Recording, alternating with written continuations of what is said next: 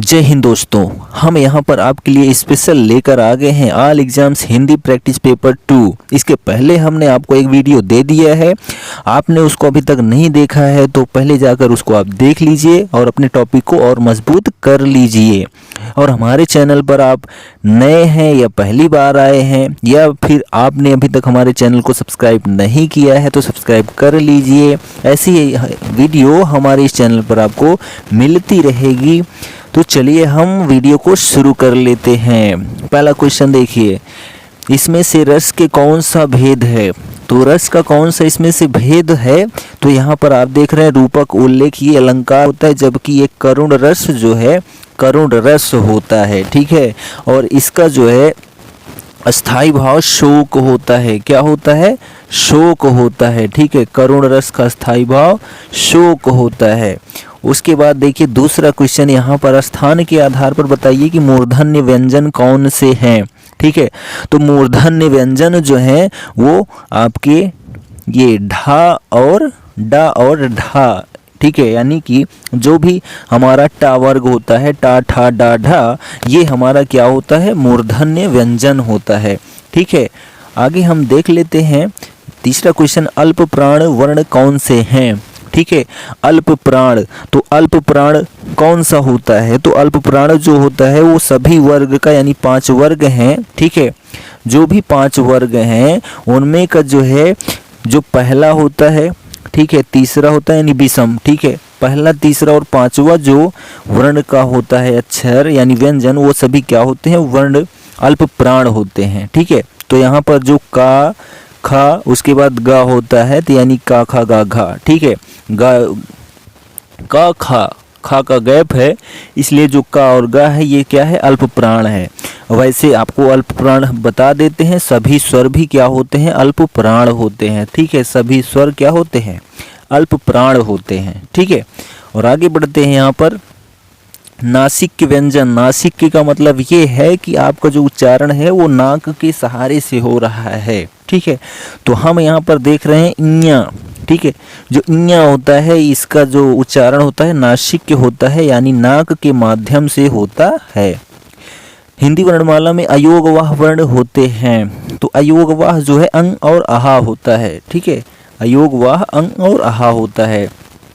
आगे यहाँ देख लेते हैं कि बताइए कि किस शब्द में द्वित्व व्यंजन है। ठीक है, तो जो द्वित्व व्यंजन होता है वह देखा जाए 3 सब में किसी में नहीं है। द्वित्व व्यंजन का मतलब ये है अब आधा हो पूरा हो, 2 बार उसी व्यंजन का रिपीटेशन हुआ हो, वही द्वित्व व्यंजन। तो यहाँ दिल्ली में क्या है? द्वित्व व्यंजन है, ला का द्वित्व व्यंजन है।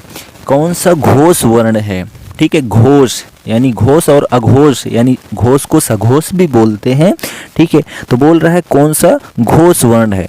तो सभी वर्गों का जो अंतिम अक्षर, ठीक है, अंतिम 3 अक्षर जो होता है, ठीक है, का खा को छोड़ दो, गा घा अंगा, ये क्या है? घोष वर्ण है। ठीक है, घोष व्यंजन है।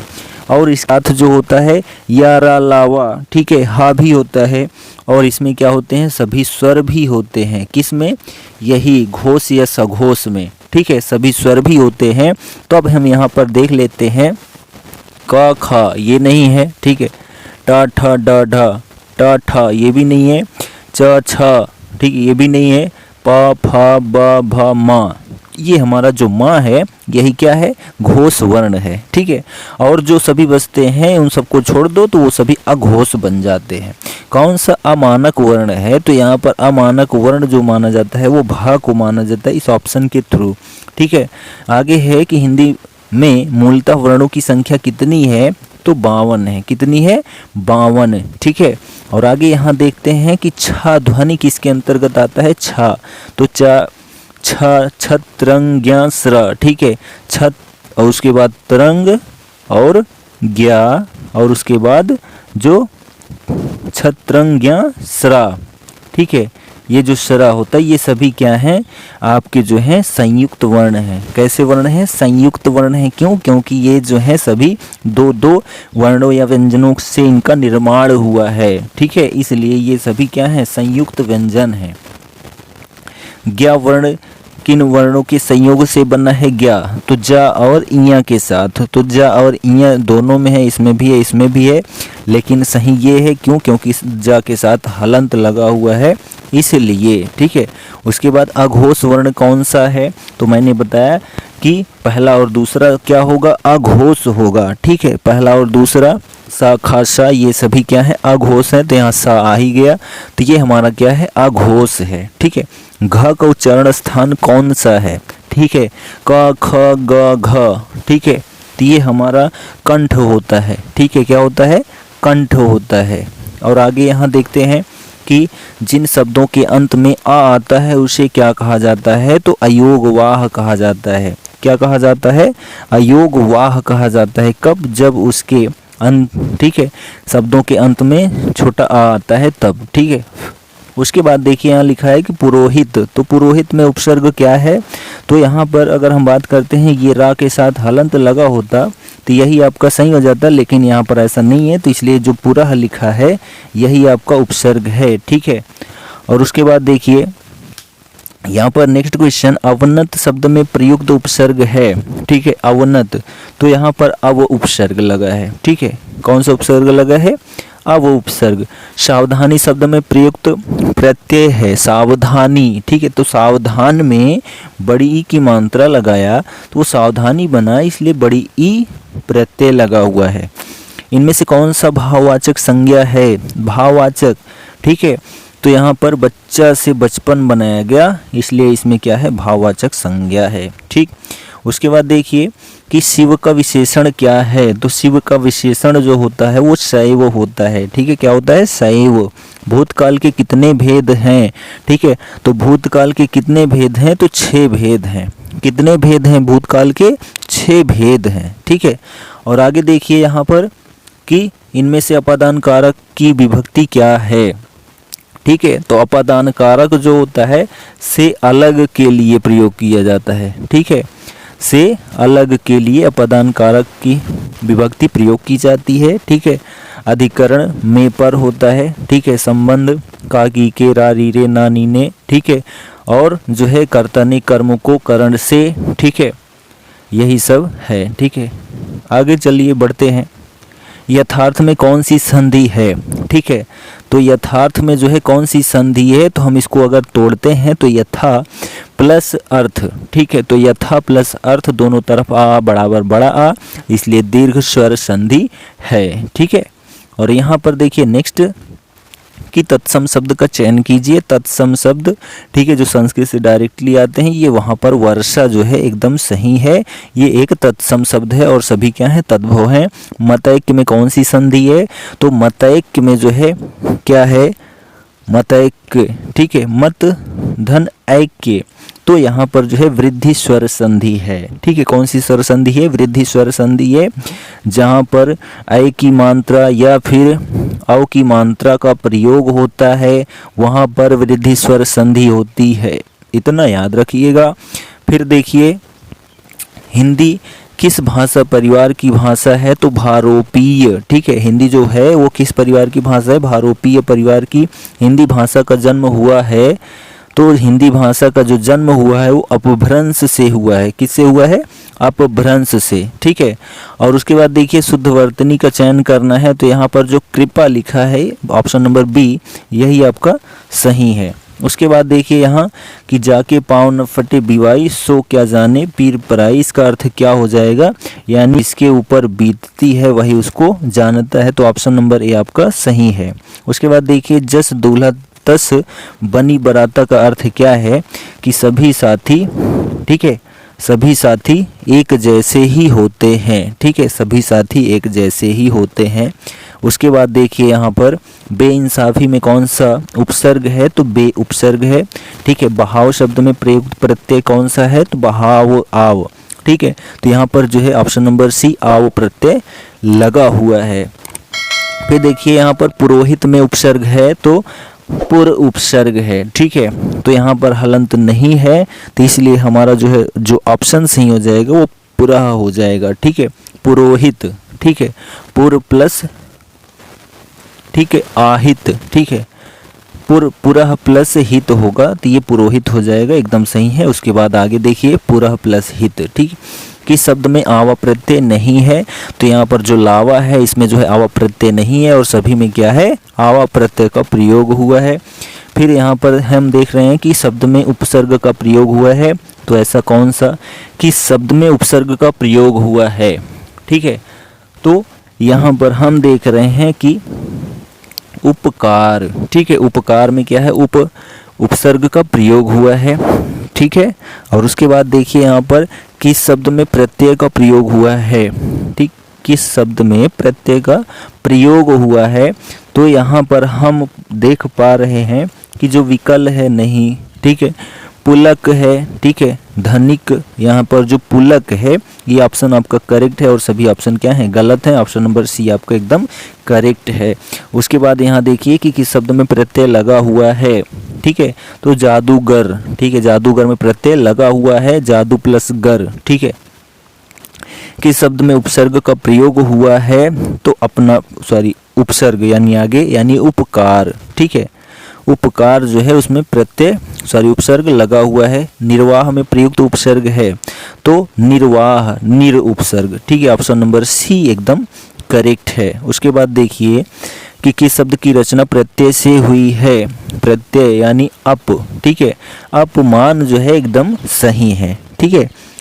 और उसके बाद देखिए किस शब्द की रचना प्रत्यय से हुई है, प्रत्यय यानी कि पीछे जो लगता है, यहाँ पर योग, मान, याम, इसमें से कोई ऐसा शब्द नहीं है, इसलिए इनमें से कोई नहीं, ऑप्शन आपका एकदम करेक्ट है, ठीक है, थोड़ा ध्यान नहीं दिया। चिरायु शब्द में प्रयुक्त उपसर्ग है, चिरायु, चिर, ठीक है, तो चिर उपसर्ग यहाँ पर लगा हुआ है। फिर हम यहाँ देख पा रहे हैं कि किस शब्द में उपसर्ग नहीं है, तो यहाँ पर उपसर्ग, यहाँ पर उपसर्ग है, अप उपसर्ग है, प्र उपसर्ग है, लेकिन ओढ़ना जो है इसमें उपसर्ग नहीं है, ठीक है। कौन सा शब्द समूहवाचक प्रत्यय नहीं है, तो लोग बहुत सारे, वर्ग, ठीक है, बहुत सारे, गण बहुत सारे, लेकिन जो ये प्रेस है यही ऑप्शन हमारा क्या है, गलत है, ठीक है। उसके बाद यहाँ पर पवित्र में प्रयुक्त संधि, तो पो प्लस इत्र, ठीक है, क्या बनेगा, पो प्लस इत्र बनता है, पवित्र बनता है, और इसमें जो है अयादि स्वर संधि है, ठीक है। उसके बाद यहाँ पर हम देखेंगे कि तत्सम शब्द का चयन कीजिए। तत्सम, तो यहाँ पर उद्गम जो लिखा है यही एक तत्सम शब्द है, ठीक है। पाठशाला किस प्रकार का शब्द, पाठशाला तो यौगिक शब्द है, क्यों है, क्योंकि ये दो शब्दों से मिलकर बना है, और यौगिक भी क्या होता है, दो शब्दों से मिलकर बना होता है। तो यहाँ पर पाठ प्लस शाला जो है बनेगा, तो पाठ यानी पढ़ने के लिए क्या है, शाला यानी घर जो होता है उसी को पाठशाला बोला जाता है, इसलिए ये यौगिक शब्द है, ठीक है। और यहाँ पर देखिए नेक्स्ट कि का वर्ण किसके योग से बनता है, तो कोई भी व्यंजन है, ठीक है, नॉर्मली वो का के साथ उसके में आ लगा रहता है, तो का हलंत आ, यही आपका ऑप्शन नंबर डी सही है। ऊष्म और संयुक्त व्यंजन किसके प्रकार हैं, ऊष्म और संयुक्त किसके प्रकार होते हैं, तो व्यंजन के प्रकार होते हैं, ठीक है। ऊष्म और संयुक्त, ऊष्म शाखा शाहा, संयुक्त छत्रंग्याश्रा, ठीक है, ये व्यंजन है। और देखिए यहाँ स्पर्श व्यंजन कितने प्रकार के होते हैं, 25, ठीक है, का से लेकर कहाँ तक, जो भी हमारा वर्ग होता है, क्या पा फा बा भा मा, यहाँ तक जो है टोटल हम काउंट कर डालेंगे तो 25 व्यंजन आएंगे, यही हमारे क्या कहलाते हैं, स्पर्श व्यंजन कहलाते हैं। सा कौन सा व्यंजन है, सा खा साहा, ये सभी हमारे ऊष्म व्यंजन होते हैं, ठीक है। संयुक्त व्यंजन छत्रंग्यास्रा होता है, अंतस्थ व्यंजन जो है यारा लावा होता है, और स्पर्श व्यंजनों की संख्या 25 होती है, ठीक है। और आगे यहाँ देखते हैं हम कि इनमें से किस शब्द में वर्ण संबंधी अशुद्धि है, वर्ण संबंधी अशुद्धि, तो अनुकूल लिखा है, अनुकूल होता, ये आपका ऑप्शन सही हो जाता, ठीक है, ऑप्शन नंबर बी सही है। किस शब्द में लिंग प्रत्यय संबंधी अशुद्धियां हैं, तो नारी, ठीक है, नारी होता है, नारी नहीं होता है, इसलिए ऑप्शन नंबर बी गलत है। किस शब्द में हलंत संबंधी अशुद्धियां नहीं हैं, तो यहाँ पर जो है ऐसा कौन सा शब्द है जिसमें हलंत संबंधी अशुद्धियां नहीं हैं, ठीक है। तो यहाँ भविष्यत ठीक है, श्रीमान ठीक है, बुद्धिमान भी ठीक है, और सचित, ठीक है, सतचित, यहाँ पर जो है हलंत संबंधी अशुद्धियाँ नहीं है तो बुद्धिमान, ठीक है। ऑप्शन नंबर डी आपका सही है। किस शब्द में चंद्रबिंदु संबंधी अशुद्धियाँ हैं, तो यहाँ पर पहुँच, ठीक है, पहुँच में जो है गलती हुई है। आगे देखिए यहाँ पर कि योजक चिन्ह कौन सा है, तो योजक चिन्ह या फिर इसको जो है समास चिन्ह भी बोलते हैं। किसको? योजक चिन्ह को ही समास चिन्ह भी बोलते हैं। और यहाँ पर ऑप्शन नंबर बी आपका सही है। ये जो है इसको पूर्ण विराम बोलते हैं, इसको जो है क्या बोलते हैं, अल्प विराम बोलते हैं, ठीक है। और यहाँ पर हमारा क्वेश्चन आता है कि जातिवाचक संज्ञा से भाववाचक संज्ञा बनाया गया है, किसको? बुढ़ापा को, ठीक है, बूढ़ा से, ठीक है, बुढ़ापा बनाया गया है, इसलिए ऑप्शन नंबर ए सही है। कौन सा शब्द समूहवाचक संज्ञा है, तो सभा, ठीक है, सभा क्या है? समूहवाचक संज्ञा है। कौन सा शब्द पुल्लिंग है, तो अदालत होती है, यानी स्त्रीलिंग में गया गिलास होता है, ठीक है, तो गिलास क्या है? एक पुल्लिंग शब्द है, ठीक। उसके बाद यहाँ पर देखते हैं कि किस वाक्य में आकर्मक क्रिया है, तो गेहूं पिस रहा है, इसमें क्या है? आकर्मक क्रिया है, ठीक है, गेहूं पिस रहा है। उसने कहा कि मैं घर जाऊंगा, वाक्य कैसा है, तो जो उसने कहा मैं घर जाऊंगा, यह जो है एक मिश्र वाक्य है। क्यों? क्योंकि यहाँ पर की के माध्यम से दो शब्दों को जोड़ दिया गया है, ठीक है। और आगे यहाँ देखिए कि कौन सा अल्प विराम चिन्ह है, ठीक है, तो अल्प विराम अभी ऊपर बता दिया, ऑप्शन नंबर ए आपका सही है, ठीक है। और जो ऑप्शन नंबर बी है ये अंग्रेजी में पूर्ण विराम का काम करता है। ऑप्शन नंबर जो सी है इसको अर्ध विराम कहा जाता है। ऑप्शन नंबर डी इसको पूर्ण विराम कहा जाता है, ठीक है। और उसके बाद यहाँ पर देखिए कि कौन सा अर्धविराम चिन्ह है, ठीक है, तो अर्धविराम अभी हमने बता दिया, ऑप्शन नंबर डी आपका सही है। ये पूर्ण विराम है, ये अल्प विराम है, ये भी अंग्रेजी का पूर्ण विराम है, ठीक। और ये उसने तो कमाल कर दिया, इसमें क्या है? विस्मयादिबोधक जो है चिन्ह का प्रयोग हुआ है, या विस्मयादिबोधक वाक्य का प्रयोग हुआ है। राम घर गया, उसने माँ को देखा, तो राम घर गया और उसने अपनी माँ को देखा, ऑप्शन नंबर आपका सी क्या है? एकदम सही है। क्यों? क्योंकि इसको संयुक्त वाक्य बनाना था, यानी जोड़ना था। वह कौन सा व्यक्ति है जिसने जवाहरलाल नेहरू का नाम न सुना हो, यह वाक्य कैसा है? तो यह जो वाक्य है वह मिश्र वाक्य है। क्यों? क्योंकि यहाँ पर कौन सा व्यक्ति है जिसने के सहारे जो है इसको जो है वाक्य को जोड़ दिया गया है, इसलिए क्या है? मिश्र वाक्य है। वाक्य के घटक होते हैं, तो वाक्य के घटक जो होते हैं वो उद्देश्य और विधेय होते हैं, यानी सेंटेंस के दो पार्ट होते हैं, एक जो है उद्देश्य होता है और एक जो है क्या होता है? विधेय होता है, ठीक है। उसके बाद देखिए यहाँ पर नेक्स्ट क्वेश्चन है कि वाक्यों में संयुक्त वाक्य कौन सा है, तो संयुक्त वाक्य इसमें देखा जाए उसने खाना खाया और सो गया, ठीक है, ये आपका क्या है? संयुक्त वाक्य है, ठीक है, उसने खाना खाया और सो गया। उसके बाद नेक्स्ट क्वेश्चन देखिए मिश्र वाक्य कौन सा है, तो मिश्र वाक्य इसमें अगर हम बात करते हैं तो यहाँ पर जो है सेठ जानता है कि नौकर ईमानदार है, ठीक है, मिश्र वाक्य है। क्यों? क्योंकि की के सारे इसको जोड़ा गया है। विराम चिन्ह इनमें से नहीं है, ठीक है, विराम चिन्ह नहीं है, तो जो अवतरण चिन्ह होता है, ठीक है, इसको जो है विराम चिन्ह नहीं कहा जाता है। ये लंबी सी ऐसे पाई होती है, इसको अवतरण चिन्ह बोला जाता है, ठीक। चलिए आगे बढ़ते हैं। यहाँ पर नेक्स्ट क्वेश्चन है कि कौन सा विराम चिन्ह है जो हिंदी में अंग्रेजी भाषा से नहीं लिया गया है, वह कौन सा चिन्ह है जो हिंदी में अंग्रेजी भाषा से नहीं लिया गया है? वह चिन्ह हमारा है पूर्ण विराम, ठीक है, कौन सा चिन्ह है? पूर्ण विराम क्या है? अंग्रेजी भाषा से नहीं लिया गया है और सभी जो है प्रयोग किए जाते हैं अंग्रेजी भाषा में, ठीक है।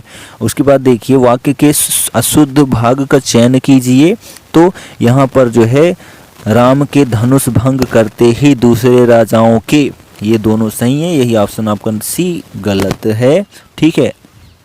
वाक्य के अशुद्ध भाग का चयन कीजिए, तो यहाँ पर जो है तुम कक्षा में आते हो, साथ क्यों नहीं लाते, तो तुम्हारी पुस्तक यही आपका ऑप्शन क्या है, गलत है। ठीक है, ऑप्शन नंबर डी गलत है।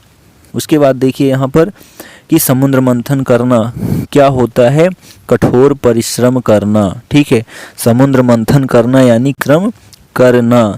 उसके बाद देखिए विरोध करना के लिए क्या हो जाएगा, सिर उठाना। ठीक है, विरोध करना यानी सिर उठाना, ऑप्शन नंबर बी सही है। नाश कर देना यानी कि पानी फेर देना। ठीक है, नाश कर देना यानी पानी फेर देना यानी काम बिगाड़ देना। ठीक है, आगे देखिए यहाँ पर कि रहमन पानी राखिए बिन पानी सब सून। यहाँ पर कौन सा अलंकार है, श्लेष अलंकार है। क्यों, क्योंकि यहाँ पर पानी का जो है अर्थ कई सारा दिया गया है। ठीक है, उसके बाद देखिए जुगुप्सा, तो जुगुप्सा का अस्थाई भाव क्या होता है, तो जो जुगुप्सा है इसका अस्थाई भाव जो होता है वह विभत्स होता है। ठीक है, क्या होता है, विभत्स होता है। करुण का शोक होता है, शांत का निर्वेद होता है, अद्भुत का जो है विस्मय होता है। ठीक है, और उसके बाद देखिए यहाँ पर कि छंद की रचना किसके द्वारा होती है, तो स्वर के समायोजन से जो है छंद की रचना होती है। और उसके बाद यहाँ भ्रमर गीत के रचयिता हैं सूरदास जी। ठीक है, प्राण प्रिय का सही समानार्थी क्या होता है, अर्धांगिनी होता है। ठीक है, क्या होता है, अर्धांगिनी। और मारुत का पर्यायवाची शब्द क्या होता है, वायु होता है। ठीक है, वायु मारुत का पर्यायवाची शब्द है। सुहाग के नुपुर के रचयिता कौन है, सूर्यकांत त्रिपाठी निराला हैं। ठीक है, और उसके बाद देखिए ए ऐ ओ औ कौन सा स्वर है।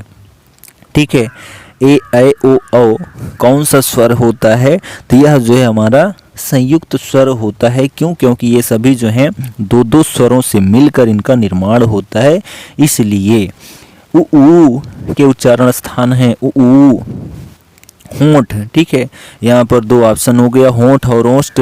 वैसे दोनों का मतलब एक ही होता है, इसलिए यहाँ दोनों ऑप्शन मेरे हिसाब से सही हैं। ठीक है, उ ओष्ठ उच्चारण होता है। मात्राएं कितने प्रकार की होती हैं, तो 3। ठीक है, कितने प्रकार की होती हैं, 3 प्रकार की होती हैं मात्राएं। ठीक है, लघु, दीर्घ और जो है प्लुत। ठीक है, प्लुत स्वर जिसको बोलते हैं। ठीक, उसके बाद देखिए हिंदी में व्यंजन वर्णों की संख्या कितनी है, तो 33 है। कितनी है, 33। उसके बाद यहाँ पर देखिए का वर्ग का उच्चारण स्थान क्या होता है, कंठ होता है। ठीक है, पा वर्ग का उच्चारण स्थान पा ओष्ठ होता है। ठीक है, क्या होता है, ओष्ठ होता है। टा वर्ग का उच्चारण स्थान क्या होता है, तो जो टा वर्ग का उच्चारण स्थान होता है मूर्धन्य होता है। ठीक है, क्या होता है, मूर्धन्य होता है। ठीक है, और उसके बाद देखिए यहाँ पर है कि चा वर्ग का उच्चारण स्थान क्या होता है, चा छा जा झा इया, इसका जो उच्चारण स्थान होता है वो तालु होता है। और यहाँ पर देखिए अंतस्थ व्यंजन, ठीक है, कितने प्रकार के होते हैं, तो 4 प्रकार के होते हैं, यारा लावा। ठीक है, 4 प्रकार के होते हैं। कौन सा शब्द संज्ञा से बना हुआ विशेषण है, कुलीन। ठीक है, कुल प्लस ईन, कुलीन हो गया। ठीक, और यहाँ पर कौन सा शब्द संज्ञा से बना हुआ विशेषण नहीं है, ठीक है, संज्ञा से बना हुआ विशेषण नहीं है, तो यहाँ पर ऑप्शन नंबर बी आपका सही है, अपमान। ठीक है, कौन सा शब्द सर्वनाम से बना हुआ विशेषण है, तो यहाँ तेरा। ठीक है, तुमसे तेरा हो गया। ठीक, उसके बाद यहाँ कौन सा शब्द क्रिया से बना हुआ विशेषण नहीं है, तो क्रिया से बना हुआ विशेषण नहीं है, समझना। ठीक है, क्या, समझना। ठीक है, उसके बाद देखिए यहाँ पर कौन सा शब्द पुल्लिंग से बना हुआ स्त्रीलिंग है, तो यहाँ पर काल से काली। ठीक है, काल से काली। ठीक, उसके बाद कौन सा शब्द गुणवाचक विशेषण है, तो लाल फूल। ठीक है, जो फूल होता है उसका गुण क्या है, लाल। ठीक है, संख्यावाचक विशेषण कितने प्रकार के होते हैं, तो संख्यावाचक विशेषण 3 प्रकार के होते हैं। प्रयोग की दृष्टि से विशेषण कितने प्रकार के होते हैं, तो प्रयोग की दृष्टि से जो विशेषण होते हैं वो 2 प्रकार के होते हैं। ठीक है, और यहाँ पर दांत का उच्चारण स्थान क्या है, ठीक है, दांत का उच्चारण स्थान क्या होता है, तो नाक होता है। ठीक है, क्या होता है, नाक होता है दांत का उच्चारण स्थान। ठीक, उसके बाद दांत, ठीक है, नाक ही आ रही है। हिंदी में कितने वर्ण हैं? तो हिंदी में 52 वर्ण हैं। कितने हैं? 52 वर्ण। व का उच्चारण स्थान क्या है? तो वा का उच्चारण स्थान क्या होता है? दंत और ओष्ठ दोनों होता है। ठीक है, वा ठीक है, दंत्योष्ठ होता है। कंठ ध्वनि कौन सी है? ठीक है, यानी कि कंठ के अंतर्गत क्या आता है? तो का खा गा घा अंगा। तो ये ऑप्शन नंबर आपका सी सही है। महेंद्र का संधि विच्छेद होगा महा plus Indra. Option number A आपका सही है। और उसके बाद यहाँ पर ता ध्वनि का सही उच्चारण स्थान क्या होता है? ता था दा धा न। तो ता था दा धा न जो होता है वो दंत्य होता है। ठीक है, का वर्ग किससे योग से बनता है? तो का हलंत प्लस आ। का हलंत प्लस ऑप्शन नंबर बी आपका सही है। फिर यहाँ पर देखिए 106 नंबर, सा कौन सा व्यंजन है? ठीक है, तो शाखा शाहा ये सभी क्या हैं? ऊष्म व्यंजन है। संयुक्त व्यंजन क्या होता है? छत्रंग्यासरा। स्पर्श व्यंजन 25 है। ठीक है, और अंतस्थ व्यंजन क्या होता है?